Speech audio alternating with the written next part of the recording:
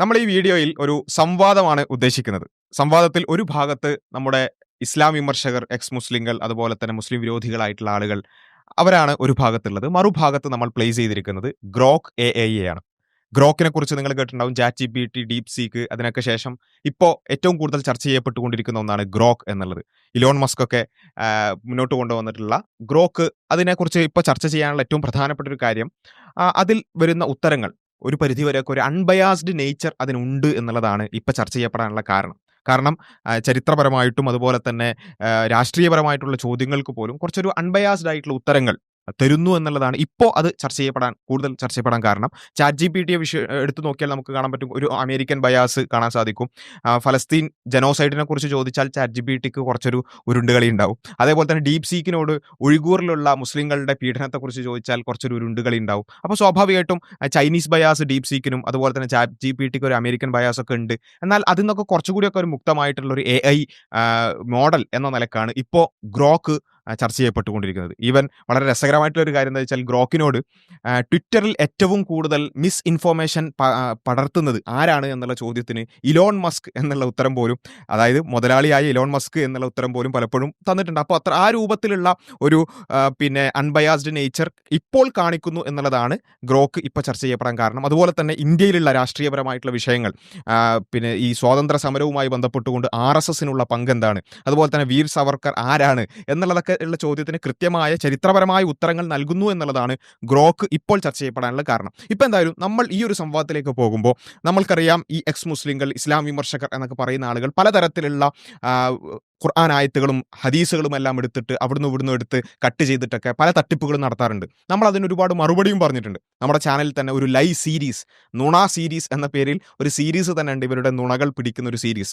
അപ്പോൾ അതിങ്ങനെ കണ്ടിന്യൂ ചെയ്തുകൊണ്ടിരിക്കുകയാണ്. അപ്പോൾ നമ്മളത് പറയുമ്പോൾ ഒരു പക്ഷേ പല ആളുകളും വിചാരിക്കാതെ നമ്മളുടെ ഒരു മതത്തിനെ ഇവരുടെ ഭാഷയിൽ പറയാൻ വൈറ്റ് വാഷ് ചെയ്യാൻ, അതുപോലെ തന്നെ അതിനെ വെളുപ്പിക്കാൻ എന്നൊക്കെ പറഞ്ഞുകൊണ്ട് അതിനെ ആ നിലക്ക് കാണുന്ന പല ആളുകളുണ്ടാവും. അവരുടെ മുമ്പിലേക്ക് നമ്മൾ ഒരു സംവാദകനെ വെക്കുകയാണ്. അത് വേറെ ആരുമല്ല, ഈ നിലക്ക് ഇപ്പോൾ അൺബയാസ്ഡ് എന്ന് നമ്മൾ പൊതുവെ എല്ലാവരും അതിൻ്റെ പേരിൽ ചർച്ച ചെയ്യപ്പെട്ടുകൊണ്ടിരിക്കുന്ന ഗ്രോക്കിനെ നമ്മൾ അവിടേക്ക് വെക്കുകയാണ്. ഇതിൻ്റെ അർത്ഥം ഗ്രോക്ക് എന്ന് പറയുന്നത് സമ്പൂർണ്ണമായും ഒരു തെറ്റും പറ്റാത്ത, ഒന്നും ഒരു പ്രശ്നമില്ലാത്തതെന്നല്ല. ഗ്രോക്കിന് നൽകുന്ന പൊതുവെ ഇൻഫർമേഷൻ, അതിന് കൊടുത്തിട്ടുള്ള ഇൻഫർമേഷൻസ് അനുസരിച്ചാണ് വരിക. അപ്പോൾ അതുകൊണ്ട് തന്നെ ഈ ആളുകൾ, ഇസ്ലാം വിമർശകരായിട്ടുള്ള ആളുകളൊക്കെ പലപ്പോഴും ചെയ്യുന്നൊരു കാര്യം എന്താ വെച്ചാൽ, ഖുർആൻ്റെ ഏതെങ്കിലും ഒരു ആയത്തിൻ്റെ പകുതി എടുക്കും, അല്ലെങ്കിൽ ഹദീസിൻ്റെ ഒരു ഭാഗം എടുക്കും, എന്നിട്ട് അത് വെച്ചിട്ട് എന്ത് ചെയ്യും, തെറ്റിദ്ധരിപ്പിക്കുകയാണ് ചെയ്യുക. ഗ്രോക്കിനെ സംബന്ധിച്ചിടത്തോളം അതിൽ ഖുർആൻ മുഴുവനായിട്ടുണ്ടാവും, അല്ലെങ്കിൽ ഹദീസുകൾ പൊതുവെയൊക്കെ കുറേയൊക്കെ അതിന് ഫീഡ് ചെയ്യപ്പെട്ടിട്ടുണ്ടാവും. അതുകൊണ്ട് തന്നെ അതിൻ്റെ ഒരു ഹോളിസ്റ്റിക് പിക്ചർ അതിന് നൽകാൻ പറ്റും എന്നൊരു പ്രതീക്ഷയിലാണ് നമ്മൾ പോകുന്നത്. എന്ന് വെച്ച് ഒരു വളരെ ഡെപ്തിൽ ഇറങ്ങിക്കൊണ്ടുള്ള ഇസ്ലാമിക ഗ്രന്ഥങ്ങളെല്ലാം അരിച്ചു പൊറുക്കിക്കൊണ്ടുള്ള ഒരു ഉത്തരമായിക്കൊള്ളുന്നില്ല. നമുക്ക് ഏതായാലും അത് കണ്ടു തന്നെ അറിയണം. അപ്പോൾ ഏതായാലും നമ്മളിവിടെ ഗ്രോക്കിന് ഒരു ഭാഗത്തും ഇസ്ലാം വിമർശകരെ മറുഭാഗത്തും വെച്ചുകൊണ്ട് ഞാൻ അതിൻ്റെ ഇടയിൽ നിൽക്കുന്നുവെന്ന് മാത്രം. ഇസ്ലാം വിമർശകരുടെ ചോദ്യങ്ങൾ നമ്മൾ ഗ്രോക്കിനോട് ചോദിക്കുന്നു. ഗ്രോക്ക് അതിന് എന്താണ് മറുപടി പറയുന്നത്? ഗ്രോക്കിനിപ്പം ഗ്രോക്ക് മുസ്ലിം ഒന്നും അല്ലല്ലോ. അപ്പോൾ ഏതായാലും AI എന്ന് പറയുന്ന ഒരു മുസ്ലിം ഒന്നുമല്ല. ഖുർആന്റെയും ഹദീസിൻ്റെയൊക്കെ അടിസ്ഥാനത്തിൽ അത് പൊതുവായിട്ട് കാണുന്ന ഉത്തരങ്ങൾ എന്താണ് നൽകുന്നത് എന്നുള്ളത് നമുക്ക് നോക്കാം. അപ്പോൾ ഏതായാലും നമ്മുടെ ചാനലിലടക്കം ഈ എക്സ് മുസ്ലിങ്ങളോടും ഇസ്ലാം വിമർശകരോടൊക്കെ നടത്തിയിട്ടുള്ള ഒരുപാട് സംവാദങ്ങളുടെയും ചർച്ചകളുടെയൊക്കെ തുടർച്ചയായിക്കൊണ്ട് അതിലൊക്കെ വന്നിട്ടുള്ള വിഷയങ്ങൾ തന്നെയാണ് നമുക്ക് ചോദിക്കാൻ ഉദ്ദേശിക്കുന്നത്. ആദ്യമായി നമ്മൾ ഗ്രോക്കിനോട് ചോദിക്കാൻ ഉദ്ദേശിക്കുന്നത്, നമ്മുടെ ചാനലിലൊക്കെ ചർച്ച ചെയ്തിട്ടുള്ള ഒരു വിഷയമാണ് സൂറത്ത് തൗബയുമായി ബന്ധപ്പെട്ടുകൊണ്ടുള്ള അവിടെ അമുസ്ലിങ്ങളെ കണ്ടാൽ കണ്ടയിടത്ത് വെച്ച് കൊല്ലണം എന്ന് ഖുർആനിൽ ഉണ്ടല്ലോ എന്നുള്ള ഒരു കാര്യം എക്സ് മുസ്ലിങ്ങൾ പറയാറുണ്ട്. അതാണ് നമ്മൾ ആദ്യമായി ഗ്രോക്കിനോട് ചോദിക്കാൻ ഉദ്ദേശിക്കുന്നത്. അപ്പോൾ നിങ്ങൾക്ക് സ്ക്രീനിൽ കാണാൻ സാധിക്കും, നമ്മൾ ഗ്രോക്കിനോട് ചോദിക്കുകയാണ്, ഖുർആനിലെ സൂറത്ത് തൗബ 5-ാം ആയത്തിൽ അവിശ്വാസികളെ കണ്ടയിടത്ത് വെച്ച് കൊല്ലാൻ പറയുന്നില്ലേ? ഇസ്ലാമും മുഹമ്മദ് നബിയും അസഹിഷ്ണുക്കൾ ആയിരുന്നു എന്നുള്ളതിന് തെളിവല്ലേ ഇത് നമ്മൾ ഗ്രോക്കിനോട് ചോദിച്ചിട്ടുണ്ട്. ഗ്രോക്ക് അതിന് മറുപടി പറയാണ്. എക്സ് മുസ്ലിങ്ങളുടെ ചോദ്യമാണ്, മറുപടി കേൾക്കാം. ഖുർആനിലെ സൂറത്ത് തൗബ അധ്യായം 9 ആയത്ത് 5 പലപ്പോഴും ചർച്ചയ്ക്ക് വിഷയമാകാറുണ്ട്. ഈ ആയത്ത് വാളിൻ്റെ ആയത്ത് എന്ന് വിളിക്കപ്പെടാറുണ്ട്. അത് പറയുന്നത് ഇങ്ങനെയാണ് എന്ന് പറഞ്ഞുകൊണ്ട് ആയത്ത് കൊടുക്കുക. നിഷിദ്ധമായ മാസങ്ങൾ കഴിഞ്ഞാൽ ബഹുദൈവ വിശ്വാസികളെ നിന്ന് എവിടെ കണ്ടാലും കൊല്ലുക, അവരെ പിടികൂടുക, അവരെ ഉപരോധിക്കുക, എല്ലാ പതിയിരിപ്പിടങ്ങളിലും അവർക്കായി കാത്തിരിക്കുക. എന്നാൽ അവർ പശ്ചാത്തപിക്കുകയും നമസ്കാരം സ്ഥാപിക്കുകയും സക്കാത്ത് നൽകുകയും ചെയ്താൽ അവരുടെ വഴി വിട്ടുകൊടുക്കുക. തീർച്ചയായും അള്ളാഹു ഏറെ പൊറുക്കുന്നവനും കരുണാമയനുമാണ്. ആ ആയത്ത് കൊടുത്തിട്ടുണ്ട്. ഇനി ഈ ആയത്ത് ഉപരിപ്ലവമായി വായിച്ചാൽ അത് അവിശ്വാസികളോടുള്ള അസഹിഷ്ണുതയായി സൂചിപ്പിക്കുന്നതായി തോന്നാം. ഉപരിപ്ലവമായിട്ട് ഇങ്ങനെ തൊലിപ്പുറത്ത് ഇങ്ങനെ വായിച്ചാൽ നമ്മുടെ ഇസ്ലാം വിമർശകർക്കൊക്കെ തോന്നുന്നത് പോലെ ഒരു അസഹിഷ്ണുവായിട്ട് തോന്നാം.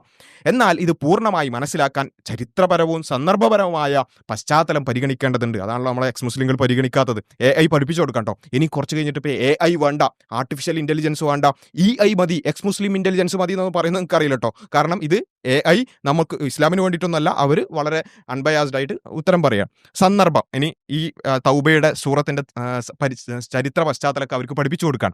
സൂറത്തു തൗബ ഖുർആനിലെ അവസാനത്തെ അധ്യായങ്ങളിൽ ഒന്നാണ്. ഇത് വെളിപാടായത് മുഹമ്മദ് നബിയുടെ ജീവിതത്തിന്റെ അവസാന ഘട്ടത്തിൽ മദീനയിൽ മുസ്ലിം സമൂഹം ശക്തമായി സ്ഥാപിതമായ ശേഷമാണ്. ഈ സമയത്ത് മുസ്ലിങ്ങൾക്കെതിരായി ശത്രുക്കൾ, പ്രത്യേകിച്ച് മക്കയിലെ ബഹുദൈവ വിശ്വാസികളായ ഖുറൈശികൾ വിശ്വാസവഞ്ചനയും യുദ്ധവും നടത്തിയിരുന്നു.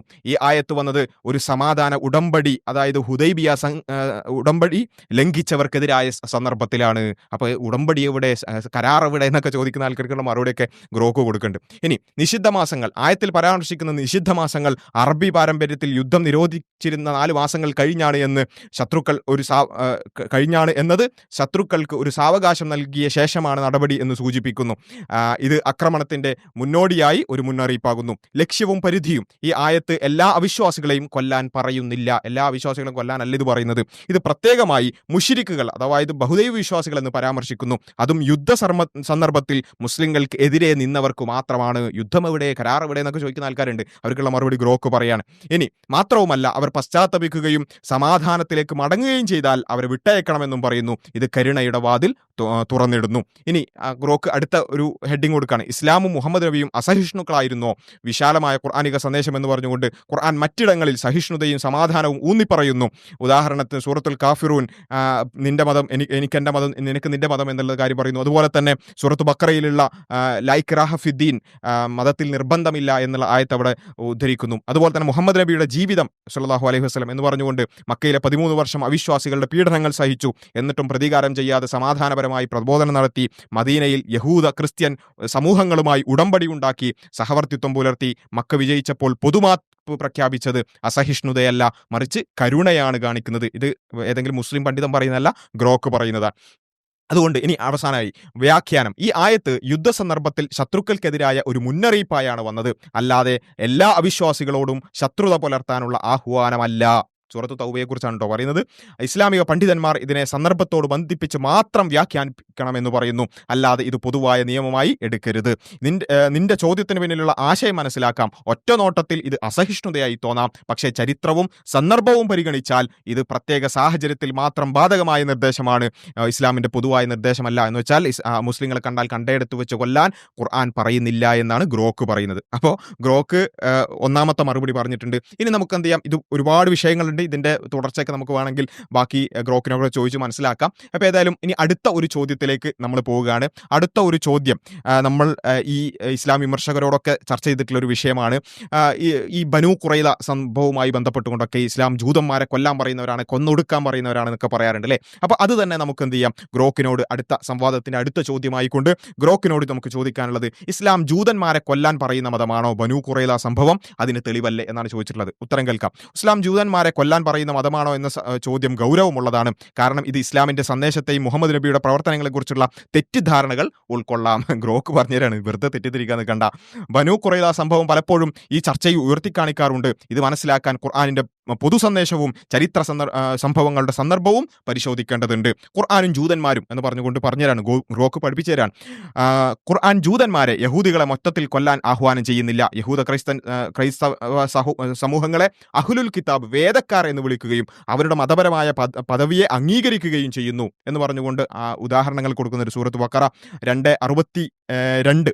നിശ്ചയമായും വിശ്വസിക്കുന്നവരും യഹൂദകളും ക്രിസ്ത്യാനികളും സാബിയന്മാരും അള്ളാഹുവിന്റെ അന്ത്യത്തിലും വിശ്വസിച്ച് സൽപ്രവർത്തി ചെയ്യുന്നവർക്ക് അവരുടെ പ്രതിഫലം അവരുടെ രക്ഷിതാവിങ്കൽ ഉണ്ട്, അവർ ഭയപ്പെടേണ്ടതില്ല, ദുഃഖിക്കേണ്ടതില്ല എന്നുള്ള ആയത്ത് കൊടുത്തിട്ടുണ്ട്. അതുപോലെ തന്നെ സൂറത്ത് ആലു ഇമ്രാൻ 113, 114 ആയത്തുകൾ യഹൂദികളിൽ നിന്നുള്ള ചിലർ നീതിമാന്മാരാണെന്നും അവർ സൽപ്രവർത്തികൾ ചെയ്യുന്നുവെന്നും പറഞ്ഞുകൊണ്ടുള്ള, അങ്ങനെ ജൂതന്മാരെയും അഹ്ലു കിതാബിനെയും ഇസ്ലാം അവരുടെ ആ അസ്തിത്വത്തെ അംഗീകരിച്ചൊരു കാര്യം പറഞ്ഞുകൊണ്ട്, എന്നാൽ ഖുർആൻ ചില സന്ദർഭങ്ങളിൽ മദീനയിലെ യഹൂദ സമൂഹങ്ങളുമായുള്ള സംഘർഷങ്ങളെ പരാമർശിക്കുന്നുണ്ട്. ഇത് മതപരമായ എതിർപ്പിനേക്കാൾ രാഷ്ട്രീയവും യുദ്ധ സന്ദർഭത്തിലുള്ളതുമായ പ്രശ്നങ്ങളുമായി ബന്ധപ്പെട്ടുള്ളതാണ്. അല്ലാതെ ജൂതന്മാരെ കൊല്ലാൻ അങ്ങോട്ട് പറയല്ല, മറിച്ച് അത് അവിടെയുള്ള ആ സാഹചര്യവുമായി ബന്ധപ്പെട്ടുകൊണ്ട് രാഷ്ട്രീയവും യുദ്ധ സന്ദർഭത്തിലുള്ളതായിട്ടുള്ള കാര്യമാണ്. ഇനി ബനൂ ഖുറൈള സംഭവം പഠിപ്പിച്ചു തരാം കേട്ടോ. ഗ്രോക്ക് പഠിപ്പിച്ചു തരാണ് എന്തൊക്കെയാണ് ഉള്ളത് എന്നുള്ളത് നമുക്ക് നോക്കാം. ഏതായാലും ബനൂ ഖുറൈള ഒരു യഹൂദ ഗോത്രമായിരുന്നു. മദീനയിൽ മുസ്ലിങ്ങളുമായി ഒരു സമാധാന ഉടമ്പടിയിൽ ഏർപ്പെട്ടിരിക്കുന്നു. പഠിച്ചോനെ, സമാധാന ഉടമ്പടി എന്ന് വെച്ചാൽ കരാറിൽ ഏർപ്പെട്ടിരിക്കുന്നു. അപ്പോൾ നമ്മളെ മറ്റേ ചങ്ങായിയൊക്കെ പറഞ്ഞത് ഏതാണ് ആ കരാർ എന്ന് നമുക്ക് വേണേൽ ചോദിച്ചോക്കട്ടെ, ഏതാണ് ആ കരാർ എന്നൊക്കെ ചോദിച്ചോക്കാം. എന്നാൽ ഖന്തക് യുദ്ധത്തിൽ 627 സിയിൽ ഖന്തക് യുദ്ധത്തിൽ അവർ ഈ ഉടമ്പടി ലംഘിച്ച് മുസ്ലിങ്ങൾക്ക് എതിരെ ശത്രുക്കളുമായി ഖുറൈശികളും മറ്റു ഗോത്രങ്ങളുമായി ചേർന്നു. ഇതാണ് നമ്മൾ പറഞ്ഞ ചരിത്രം. ഇതൊന്നും ഇല്ലാതാണ് പറഞ്ഞത്. ഈ വിശ്വാസവഞ്ചന മദീനയിലെ മുസ്ലിം സമൂഹത്തിന്റെ നിലനിൽപ്പിന് തന്നെ ഭീഷണിയായി. എന്ന് വെച്ചാൽ ഒരു വലിയൊരു സന്നാഹവുമായി എന്ത് ചെയ്യാണ്, പുറത്തുനിന്ന് യുദ്ധം വരികയാണ്. ഗ്രോക്ക് പറഞ്ഞ സംഭവം ഒന്ന് ജസ്റ്റ് വിശദീകരിക്കട്ടോ, ഇനി അതിൽ ഇടപെട്ടെന്ന് പറയരുത്. പുറത്തുനിന്ന് ഒരു വലിയൊരു സംഘം വരികയാണ്. ഒരുപാട് ഗോത്രങ്ങളുമായി ചേർന്നുകൊണ്ട് ഖുറൈശികൾ മുസ്ലിങ്ങളെ മൊത്തത്തിൽ ഇല്ലായ്മ ചെയ്യാൻ വേണ്ടി പുറത്തുനിന്ന് വരികയാണ്. ആ സമയത്ത് മുസ്ലിങ്ങളെ സംബന്ധിച്ചിടത്തോളം മുസ്ലിങ്ങൾ യഹൂദന്മാരായിട്ടുള്ള ബനൂ ഖുറൈള ഗോത്രവുമായിട്ട് ഒരു സമാധാന ഉടമ്പടിയിൽ കരാറിലാണ് പോയിരുന്നത്. അപ്പോൾ പുറത്തുനിന്ന് ആര് ആക്രമിക്കാൻ വന്നാലും നമ്മൾ യഹൂദന്മാർ മുസ്ലിങ്ങൾ എന്ന് പറഞ്ഞ് വേറിട്ട് നിൽക്കില്ല, നമ്മൾ ഒരുമിച്ച് നിൽക്കും എന്നുള്ളതായിരുന്നു ആ കരാർ. അപ്പോൾ ആ കരാർ ഉണ്ടായിരിക്കെ ഈ ഗോത്രം എന്ത് ചെയ്തു? അത് ആദ്യം പാലിക്കുമെന്ന് പറഞ്ഞെങ്കിലും പിന്നീട് അത് ലംഘിക്കുകയും ഈ പറഞ്ഞ പുറത്തുനിന്ന് വന്ന ശത്രുക്കളുമായി ചേർന്നുകൊണ്ട് ആ ചതി നടത്തിക്കൊണ്ട് മുസ്ലിങ്ങളെ ഇല്ലായ്മ ചെയ്യാനുള്ള ഒരു വഴി തേടുകയാണ് യഥാർത്ഥത്തിൽ അവിടെ ചെയ്തിട്ടുള്ളത്. അതാണ് ഈ പറഞ്ഞത്. എന്താണ് സംഭവിച്ചത്? ഗ്രോക്ക് പറയണേ, യുദ്ധത്തിന് ശേഷം മുസ്ലിങ്ങൾ ബനൂ ഖുറൈളയെ ഉപരോധിച്ചു. അവർ കീഴടങ്ങി. ശിക്ഷ നിർണ്ണയിക്കാൻ മുഹമ്മദ് നബി ഒരു നിഷ്പക്ഷ അനുരഞ്ജകനായ സഅദ് ബിൻ മുആദിനെ അവരുടെ മുൻ സഖ്യകക്ഷിയായ ഔസ് ഗോത്രത്തലവനെ നിയോഗിച്ചു. സഅദ് യഹൂദ നിയമം, അതായത് തൗറാത്ത് നിയമാവർത്തനം 20:10-14 അനുസരിച്ച് വിധി പ്രഖ്യാപിച്ചു. അവരുടെ നിയമപ്രകാരമാണ് വിധി പറഞ്ഞത്, അല്ലാതെ മുഹമ്മദ് നബി ആയിട്ട് കൊല്ലണം എന്ന് പറഞ്ഞല്ല. സഅദ് എന്ന് പറയുന്ന അവർ അടക്കം അവരുടെ മുൻ സഖ്യകക്ഷിയായിട്ടുള്ള ഔസിന്റെ ഗോത്രത്തലവനായിട്ടുള്ള സഅദ് ബിൻ മുആദ് എന്ത് ചെയ്തു? യഹൂദ നിയമം അനുസരിച്ച് പിന്നെ നിയമം പറയുകയാണ്, അല്ലെങ്കിൽ വിധി പ്രഖ്യാപിക്കുകയാണ്. പുരുഷന്മാർക്ക് മരണശിക്ഷ, സ്ത്രീകളെയും കുട്ടികളെയും അടിമകളാക്കുക. ഈ വിധി നടപ്പിലാക്കപ്പെട്ടു. ഇതാണ് പിന്നെ ബനൂ ഖുറൈളയിൽ സംഭവിച്ചിട്ടുള്ളത്. ഇനി സന്ദർഭം, ബനൂ ഖുറൈളയുടെ ശിക്ഷ മതപരമായ കാരണത്താലല്ല, മറിച്ച് യുദ്ധസമയത്തെ വിശ്വാസവഞ്ചനക്കുള്ള ശിക്ഷയായാണ് നൽകിയത്. അത് സ്വാഭാവികമാണ്. നമുക്ക് ജസ്റ്റ് ഈ ബയാസൊന്നും ഇല്ലാതെ ഗ്രോക്കിനെ പോലെ ആലോചിച്ചാൽ വളരെ സിമ്പിളായിട്ട് മനസ്സിലാക്കുന്നതാണ്. ഇപ്പോൾ ഇന്ത്യയും ഏതെങ്കിലും രാജ്യവും തമ്മിൽ യുദ്ധം നടക്കുമ്പോൾ ഇന്ത്യയിലുള്ള ഏതെങ്കിലും ആളുകൾ, അല്ലെങ്കിൽ ഇന്ത്യയുമായി കരാറിലുള്ള ഇവിടുത്തെ പൗരന്മാരോ ഏതെങ്കിലും ഗ്രൂപ്പോ എതിരായി നിൽക്കുന്ന, ഇപ്പോൾ ഇന്ത്യയും പാകിസ്ഥാനും യുദ്ധം നടക്കുമ്പോൾ പാകിസ്ഥാനെ സഹായിച്ചാൽ സ്വാഭാവികമായ ഒരു വിശ്വാസവഞ്ചനയാണ്. അപ്പോൾ അവിടെ ഭയങ്കരമായ ശിക്ഷയായിരിക്കും ഉണ്ടാവുക. അത് ഏതൊരാൾക്കും കോമൺ സെൻസോടുകൂടി ആലോചിക്കാവുന്നതാണ്. കോമൺ സെൻസ് ഇല്ലെങ്കിൽ AI എങ്കിലും ഉപയോഗിക്കാവുന്നതാണ്. ഇനി അന്നത്തെ അറേബ്യൻ ഗോത്ര സമൂഹത്തിൽ ഇത്തരം കർശന നടപടികൾ സാധാരണമായിരുന്നു. മദീനയിൽ മറ്റ് യഹൂദ ഗോത്രങ്ങളായ ബനൂ ഖായിലും അതുപോലെ തന്നെ ബനൂ നദീറും സമാനമായ സന്ദർഭത്തിൽ പുറത്താക്കപ്പെട്ടിരുന്നെങ്കിലും കൊല്ലപ്പെട്ടിരുന്നില്ല. ഇത് ശിക്ഷയുടെ സ്വഭാവം സാഹചര്യത്തിനനുസരിച്ചായിരുന്നു എന്ന് കാണിക്കുന്നു. ഇനി ബാക്കി കാര്യങ്ങളൊക്കെ പഠിപ്പിക്കേണ്ട. ഇസ്ലാം ജൂതന്മാരെ കൊല്ലാൻ പറയുന്ന മതമാണോ? ഖുർആനിൽ അങ്ങനെ പൊതുവായ ആഹ്വാനമില്ല. ജൂതന്മാരെ മൊത്തത്തിൽ ലക്ഷ്യമിട്ടുകൊണ്ട് കൊല്ലാൻ ഖുർആൻ പറയുന്നില്ല, മറിച്ച് യുദ്ധ സന്ദർഭത്തിൽ ശത്രുക്കൾക്കെതിരെ നടപടിയെടുക്കാൻ മാത്രമാണ് നിർദ്ദേശം. മുഹമ്മദ് നബിയുടെ ജീവിതം മദീനയിൽ യഹൂദന്മാരുമായി സമാധാന ഉടമ്പടി ഉണ്ടാക്കി, അവർക്ക് മതസ്വാതന്ത്ര്യം അനുവദിച്ചു. അതുപോലെ തന്നെ ബനൂ ഖുറൈള സംഭവം ഒരു ഒറ്റപ്പെട്ട സംഭവമാണ്, ഇസ്ലാമിന്റെ പൊതുനയമല്ല. ചരിത്രം, ഇസ്ലാമിക ഭരണകാലത്ത് ജൂതന്മാർ പലയിടത്തും സമാധാനത്തോടുകൂടി ജീവിച്ചിരുന്നു. ഓട്ടോമൻ സാമ്രാജ്യം, അതുപോലെ തന്നെ മുസ്ലിം സ്പെയിൻ, അന്തലൂസിന്റെ ഒക്കെ ചരിത്രം പഠിച്ചാൽ, വേണമെങ്കിൽ ഗ്രോക്കിനോട് തന്നെ ചോദിച്ചാൽ ഒരുപാട് കിട്ടും. ഇപ്പോൾ സമയമില്ലാത്തതുകൊണ്ട് നമ്മളത് ചോദിക്കുന്നില്ല, സംവാദമാണല്ലോ. അപ്പം അന്തലൂസിലൊക്കെ എന്താ സംഭവിച്ചത്? ജൂതന്മാർ ഏറ്റവും കൂടുതൽ സമാധാനപരമായി ജീവിച്ചത് മുസ്ലിങ്ങൾക്കിടയിലായിരുന്നു, ഖിലാഫത്തിന്റെ കീഴിലായിരുന്നു എന്നുള്ളത് കാണാൻ സാധിക്കും. ഉപസംഹാരം, ബനൂ ഖുറൈള സംഭവം ഇസ്ലാം ജൂതന്മാരെ കൊല്ലാൻ പറയുന്ന മതമാണെന്നതിന് തെളിവല്ല. അത് ഒരു പ്രത്യേക യുദ്ധ സന്ദർഭത്തിലെ വിശ്വാസവഞ്ചനക്കുള്ള പ്രതികരണമായിരുന്നു, മതപരമായ ഉന്മൂലന ലക്ഷ്യമല്ല. ഖുർആനിന്റെ വിശാലമായ സന്ദേശവും മുഹമ്മദ് നബിയുടെ മറ്റു പ്രവർത്തനങ്ങളും സഹിഷ്ണുതയും സമാധാനവുമായിട്ടാണ് ഉയർത്തി കാണിക്കുന്നത്. ഇനി നമുക്ക് വേണമെങ്കിൽ ഈ നമ്മുടെ എക്സ് മുസ്ലിങ്ങൾക്കൊക്കെ വേണ്ടിയിട്ട് ഒരു ചോദ്യം ചോദിക്കാം. ഏതാണ് ആ കരാർ എന്ന് എക്സ് മുസ്ലിംകൾ ചോദിക്കുന്നു. എന്ന് ചോദിച്ചോക്കാം. അവര് എന്ത് കരാറുണ്ടോന്ന്, അല്ലെങ്കിൽ കരാറുണ്ടോന്നുള്ള അവരുടെ ചോദ്യം നമുക്ക്. നിന്റെ ചോദ്യത്തിൽ ഏതാണ് ആ കരാർ എന്ന് പരാമർശിക്കുന്നത് ബനൂ ഖുറൈള സംഭവവുമായി ബന്ധപ്പെട്ട് മുസ്ലിങ്ങളും മദീനയിലെ മുസ്ലിങ്ങളും യഹൂദ ഗോത്രങ്ങളും തമ്മിൽ ഉണ്ടായിരുന്ന സമാധാന ഉടമ്പടിയാണെന്ന് ഞാൻ അനുമാനിക്കുന്നു. ഏതാണ് ആ കരാർ എന്ന് വെറുതെ ഇങ്ങനെ ചോദിച്ചാൽ പോരല്ലോ. അപ്പോൾ അത് ഗ്രോക്കിന് മനസ്സിലായി ബനൂ ഖുറൈളായിട്ടുള്ള സംഭവമാണെന്നുള്ളത്. മുൻ മുസ്ലിങ്ങൾ ഈ വിഷയത്തെ ചോദ്യങ്ങൾ ഉന്നയിക്കുന്നത് സ്വാഭാവികമാണ്. കാരണം ചരിത്രപരമായ സംഭവങ്ങൾ വിമർശനാത്മകമായി പരിശോധിപ്പിക്കാറുണ്ട്. എന്നാൽ ഈ കരാർ എന്താണെന്ന് വ്യക്തമായി വിശദീകരിക്കാം. ഏത് കരാർ? ഏതാണ് ആ കരാർ? ഇവിടെ പരാമർശിക്കപ്പെടുന്നത് മദീന ഭരണഘടന, കോൺസ്റ്റിറ്റ്യൂഷൻ ഓഫ് മദീന, അല്ലെങ്കിൽ മദീന ഉടമ്പടി, ഷിഫാത്തുൽ മദീന, സഹിഫാത്തുൽ മദീന എന്നറിയപ്പെടുന്ന ചരിത്രപരമായ ഒരു രേഖയാണ്. മുഹമ്മദ് നബി മക്കയിൽ നിന്ന് മദീനയിലേക്ക് പലായനം ചെയ്ത 622 ശേഷം മദീനയിൽ വിവിധ സമൂഹങ്ങളെ ഒന്നിപ്പിക്കാനും സമാധാനപരമായ സഹവർത്തിത്വം ഉറപ്പാക്കാനും ഈ കരാർ ഉണ്ടാക്കി എന്ന് പറഞ്ഞ കരാറിന്റെ വിശദാംശങ്ങൾ, കക്ഷികൾ ഏതൊക്കെയാണ്? കക്ഷികൾ മുസ്ലിങ്ങൾ, ഒബ്വിയസ്ലി മുസ്ലിങ്ങൾ ഉണ്ടാവും, മദീനയിലെ യഹൂദ ഗോത്രങ്ങൾ ബനു കൈനുക, ബനു നളീർ, ബനു ഖുറൈള ഉൾപ്പെടെ, അതുപോലെ തന്നെ മദീനയിലെ അറബ് ഗോത്രങ്ങൾ എന്നൊക്കെയാണ് അതിൽ കൊടുത്തിട്ടുള്ളത്. അതുപോലെ തന്നെ പ്രധാന ഉള്ളടക്കം മദീന ഒരു ഏകീകൃത സമൂഹമായി പ്രഖ്യാപിക്കപ്പെട്ടു. എല്ലാ കക്ഷികൾക്കും മതസ്വാതന്ത്ര്യവും സുരക്ഷയും ഉറപ്പാക്കി. ബാഹ്യ അക്രമങ്ങൾക്കെതിരെ പരസ്പരം സഹായിക്കാൻ എല്ലാവരും ബാധ്യസ്ഥരാണ്. ആഭ്യന്തര തർക്കങ്ങൾ മുഹമ്മദ് നബിയുടെ മധ്യസ്ഥതയിൽ പരിഹരിക്കും. ഇനി ബനു ഖുറൈളയുമായുള്ള ബന്ധം. ബനു ഖുറൈള ഈ കരാറിന്റെ ഭാഗമായിരുന്നു. അവർക്ക് മദീനയിൽ സ്വന്തം മതവും ആചാരവും പിന്തുടരാൻ അനുവാദമുണ്ടായിരുന്നു. പക്ഷേ മുസ്ലിങ്ങൾക്കെതിരെ ശത്രുക്കളുമായി ചേരരുത് എന്ന് വ്യവസ്ഥ ഉണ്ടായിരുന്നു. ഇനി എന്താണ് ലംഘനം? ഏതാണ് കരാർ എന്ന് ചോദിച്ചാൽ പിന്നെ കരാർ ലംഘിക്കണമല്ലോ. ബനു ഖുറൈളയും കരാർ ലംഘനവും.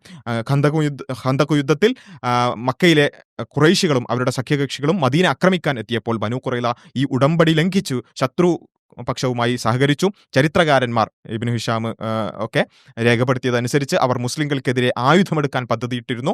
ഇത് മദീനയുടെ നിലനിൽപ്പിന് ഭീഷണിയായി. ഈ വിശ്വാസവഞ്ചനയാണ് അവർക്ക് ശിക്ഷ ലഭിക്കാൻ കാരണമായത്. എക്സ് മുസ്ലിങ്ങൾ എന്തിനെതിരെ ചോദിക്കുന്നു? എക്സ് മുസ്ലിങ്ങൾ പലപ്പോഴും ഈ സംഭവത്തെ ഉയർത്തിക്കാട്ടി ഇസ്ലാമിന്റെ സഹിഷ്ണുതയെ ചോദ്യം ചെയ്യാറുണ്ട്. അവർക്ക് ഉന്നയിക്കാവുന്ന വാദങ്ങൾ പിന്നെ ബനു ഖുറൈളയുടെ ശിക്ഷ അമിതമായിരുന്നു എന്ന് അവർക്ക് വേണമെങ്കിൽ ചോദിക്കാം. ഇത് മതപരമായ അസഹിഷ്ണുതയുടെ ഭാഗമല്ലേ എന്ന് അവർക്ക് ചോദിക്കാം. എന്നാൽ ചരിത്രകാരന്മാർ പറയുന്നത് ഇത് മതപരമായ വിദ്വേഷത്തിന്റെ ഫലമല്ല. എക്സ് മുസ്ലിങ്ങൾ അങ്ങനെയൊക്കെ ചോദിക്കുന്നുണ്ട്, വേണമെങ്കിൽ അവർക്ക് അങ്ങനെയൊക്കെ ചോദിക്കാം എന്ന് പറഞ്ഞുകൊണ്ട് ഗ്രോക്ക് പറയാണ് ഇത് മതപരമായ വിദ്വേഷത്തിന്റെ ഫലമല്ല, മറിച്ച് യുദ്ധകാലത്തെ വിശ്വാസവഞ്ചനക്കുള്ള പ്രതികരണമാണ് എന്നാണ്. മദീന ഉടമ്പടി ഒരു രാഷ്ട്രീയ സൈനിക കരാറായിരുന്നു, മതപരമായ ഒന്നല്ല.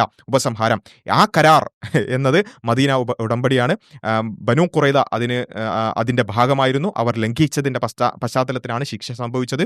ഈ സംഭവത്തെ ഒറ്റപ്പെട്ടു നോക്കാതെ അന്നത്തെ യുദ്ധ സന്ദർഭവും അറേബ്യൻ ഗോത്ര വ്യവസ്ഥയും കണക്കിലെടുക്കേണ്ടതുണ്ട്. അപ്പോൾ ഇതാണ് ഗ്രോക്ക് പറയുന്നത്. മാത്രമല്ല ഇത് നമ്മൾക്ക് കാണാൻ സാധിക്കുന്നത് മദീന കരാറുമായി ബന്ധപ്പെട്ടുകൊണ്ട് അവിടെ സൈൻ ചെയ്തിട്ടുള്ള ഗോത്രങ്ങൾ അവരുടെ ഉപഗോത്രങ്ങളായിട്ടാണ് ബനു ഖുറൈളയും മറ്റു കാര്യങ്ങളും വരുന്നത്. അത് നമുക്ക് മദീന കരാറുമായിട്ട് ബന്ധപ്പെട്ട് കാണാൻ സാധിക്കും. അത് കൂടാതെ പിന്നെയും റസൂലുള്ളാഹി സ്വല്ലല്ലാഹു അലൈഹി വസല്ലം അവരുമായിട്ട് കരാറ് പിന്നെ പുതുക്കിയതായിട്ടും അടക്കം നമുക്ക് ഹദീസുകൾ കാണാൻ സാധിക്കും. നമ്മൾ കഴിഞ്ഞ നമ്മുടെ വീഡിയോകളിലൊക്കെ അത് പ്രത്യേകം ഹദീസുകൾ അടക്കം ഉദ്ധരിച്ചുകൊണ്ട് പറഞ്ഞു.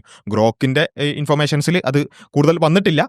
നമുക്ക് വേണമെങ്കിൽ എന്ത് ചെയ്യാം, ആ ഹദീസുകൾ അടക്കം നമ്മുടെ കഴിഞ്ഞ വീഡിയോകളിലുള്ളത് റെഫർ ചെയ്യാവുന്നതാണ്. അതായത് ഓൾറെഡി കരാറുണ്ട്, അത് പുതുക്കുകയും ചെയ്തിരുന്നു എന്നുള്ളത് നമുക്ക് കാണാൻ സാധിക്കും. ബനു നദീർ അത് പുതുക്കാതിരിക്കുകയും ബനു ഖുറൈള അത് പുതുക്കുകയും ചെയ്ത ഹദീസൊക്കെ നമ്മൾ ഉദ്ധരിച്ചിരുന്നു. അപ്പോൾ ഇതാണ് ബനു ഖുറൈളയായിട്ട് ബന്ധപ്പെട്ട് കാണാനുള്ളത്. അപ്പോൾ ഏതാണ് ആ കരാർ എന്നുള്ളതിനും സംവാദത്തിൽ ഉത്തരമായിട്ടുണ്ട്. ഇനി നമുക്ക് വേറെ ഏതെങ്കിലും ഒരു വിഷയം ചോദിച്ചു നോക്കാം. പൊതുവെ നമ്മൾ പിന്നെ നമ്മുടെ ഈ എന്താ പറയുക, സ്വയം പ്രഖ്യാപിത നുണയനൊക്കെ പറയുന്ന ഒരു കാര്യമാണ് ഇസ്ലാം അയൽവാസികളോടുള്ള കടപ്പാടുകൾ പഠിപ്പിക്കുന്നു. പക്ഷേ അമുസ്ലിങ്ങളായ അയൽവാസികളോട് ഒരു കടമയും കടപ്പാടും ഇല്ല, അവരെ ശത്രുക്കളായിട്ടാണ് കാണുന്നത്. എന്നാൽ പിന്നെ അതന്നെ ചോദിച്ചു നോക്കാം, അമുസ്ലിങ്ങളായ അയൽവാസികളെ പരിഗണിക്കേണ്ടതില്ല എന്ന് ഇസ്ലാം പഠിപ്പിക്കുന്നു എന്നത് ശരിയാണോ എന്നുള്ളതാണ്. ഇനി മുസ്ലിങ്ങളായ അയൽവാസികളെ പരിഗണിക്കേണ്ടതില്ല എന്ന് ഇസ്ലാം പഠിപ്പിക്കുന്നു എന്ന വാദം ശരിയല്ല. ഗ്രോക്ക് പറയാൻ ഇസ്ലാമിൻ്റെ പഠനങ്ങളും മുഹമ്മദ് നബിയുടെ ജീവിതവും അയൽവാസികളോടുള്ള ബാധ്യതയും കരുണയും ഊന്നി പറയുന്നു. അവർ മുസ്ലിമോ അമുസ്ലിമോ ആകട്ടെ, ഈ വിഷയം മനസ്സിലാക്കാൻ ഖുർആനിൽ നിന്നും ഹദീസുകളിൽ നിന്നും തെളിവുകൾ പരിശോധിക്കാം. തെളിവ് അനുസരിച്ച് ഗ്രോക്ക് പറയുള്ളൂ. സൂറത്തു നിസാ 4:36 പറയാം, നിന്റെ അയൽവാസിയോട് അടുത്തുള്ളവനോടും ദൂരെയുള്ളവനോടും നല്ല മനോഭാവം പുലർത്തുക എന്നുള്ള നമ്മളൊക്കെ മുമ്പ് ഉദ്ധരിച്ചുള്ള ആയത്ത് തന്നെയാണ്. ഇവിടെ അയൽവാസി എന്നത് മുസ്ലിമോ അമുസ്ലിമോ എന്ന് വേർതിരിക്കാതെ പൊതുവായി പറഞ്ഞിരിക്കുന്നു. ഇസ്ലാമിക വ്യാഖ്യാതാക്കൾ തഫ്സീർ ഇബ്നു കസീറൊക്കെ ഇത് എല്ലാ അയൽവാസികൾക്കും ബാധകമാണെന്ന് വ്യക്തമാക്കുന്നു. അതായത് മുസ്ലിം അമുസ്ലിം എന്നൊന്നുമില്ല, എല്ലാവർക്കും ബാധകമാണ്. മുംതഹിന 60:8-9 പറയുന്നു, നിന്നോട് മതകാര്യത്തിൽ പോരാടാത്തവരോടും നിന്റെ നാട്ടിൽ നിന്നെ പുറത്താക്കാത്തവരോടും നീതിയോടും ദയയോടും പെരുമാറാൻ അള്ളാഹു നിന്നെ വിലക്കുന്നില്ല. തീർച്ചയായും അള്ളാഹു നീതി ചെയ്യുന്നവരെ ഇഷ്ടപ്പെടുന്നു. ഈ ആയത്ത് അമുസ്ലിങ്ങളോട് പോലും സമാധാനപരമായ സന്ദർഭത്തിൽ നല്ല മനോഭാവം പുലർത്താൻ നിർദ്ദേശിക്കുന്നു. ഇനി ഹദീസിലെ തെളിവുകൾ എന്ന് പറയും അയൽവാസിയുടെ അവകാശം. മുഹമ്മദ് നബി പറഞ്ഞു, ജിബ്രീൽ അതായത് മലക്ക് എനിക്ക് അയൽവാസിയെക്കുറിച്ച് അത്രയധികം ഉപദേശിച്ചു കൊണ്ടിരുന്നു, ഞാൻ കരുതി അവൻ അയൽവാസിയെ എൻ്റെ അവകാശിയാക്കുമെന്ന് വെച്ചാൽ അനന്തരാവകാശം നൽകുമെന്ന് പോലും പേടിച്ചു പോയി എന്ന് പറയുന്ന ഹദീസ് ഉദ്ധരിച്ചിട്ടുണ്ട്. ഇവിടെ മതപരമായ വേർതിരിവ് പരാമർശിക്കുന്നില്ല. അയൽവാസി എന്നത് സാമീപ്യത്തെ അടിസ്ഥാനമാക്കിയാണ്.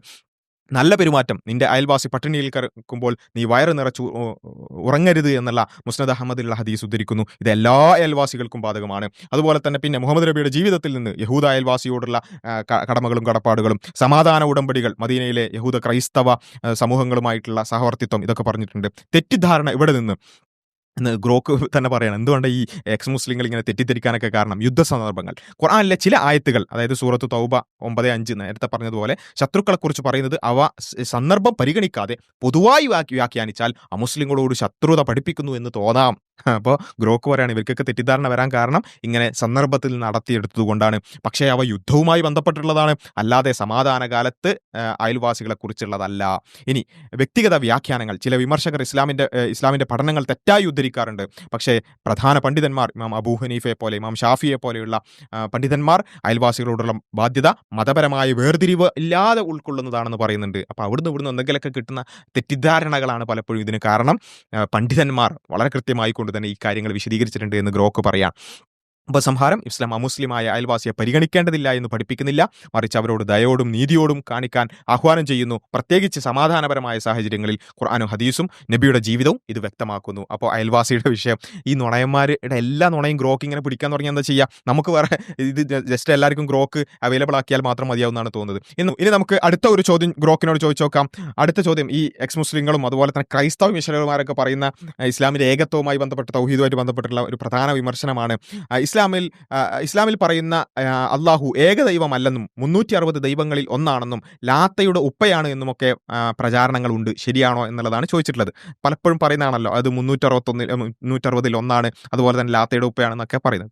ഇനി നിന്റെ ചോദ്യം ഇസ്ലാമിലെ ഏകദൈവ വിശ്വാസത്തെ, തൗഹീദ് ചോദ്യം ചെയ്യുന്ന ഒരു പ്രചാരണത്തെ അഭിസംബോധന ചെയ്യുന്നു. അള്ളാഹു ഏകദൈവമല്ല, 360 ദൈവങ്ങളിൽ ഒന്നാണ്, ലാത്തയുടെ ഉപ്പയാണ് എന്ന വാദം വിമർശകർ ഉന്നയിക്കാറുണ്ട്.